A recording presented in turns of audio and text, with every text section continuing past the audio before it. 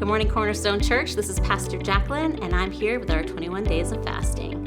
Psalm 37 was written to the Israelites by King David in his old age and after he had acquired a lot of wisdom, as an encouragement to them to keep their faith. Geek fact, it was written as an acrostic where the first letter of each line corresponded with a successive letter of the Hebrew alphabet, which unfortunately gets lost in translation, literally. The psalm reads, "Rest in the Lord and wait patiently for him.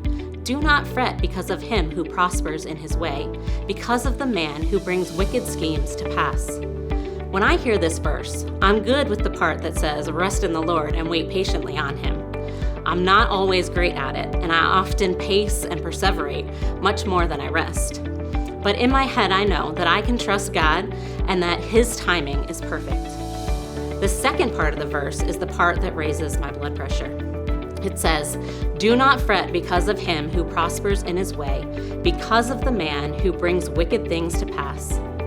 This speaks of those people who lie, cheat, and steal, and yet somehow seem to get away with it, and somehow get ahead of us who do the things that we do honestly. It's absolutely maddening. If we just look at it by the natural, we may be tempted to stop doing things the way God asks us to, and start doing them the way that everyone else does. That may be profitable in the short term, but it certainly is not advisable if we look at things from an eternal perspective. When I'm faced with difficult decisions, I try to think about standing before the Lord one day and having to justify my decision. Do I want to make the decision that honors God or submit to my flesh and do the easy thing? I can rest in the peace of God, knowing that I have done what I believe in my heart to be the will of God, even if it doesn't yield the results that I hoped for, because I know who wins in the end. God always wins. Not the dishonest boss, not the deceptive family member, not the negligent neighbor.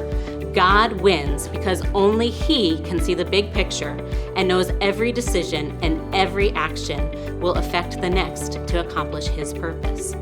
Steve Estes is credited for encouraging Joni Eareckson Tada with the saying, "God permits what he hates to accomplish what he loves."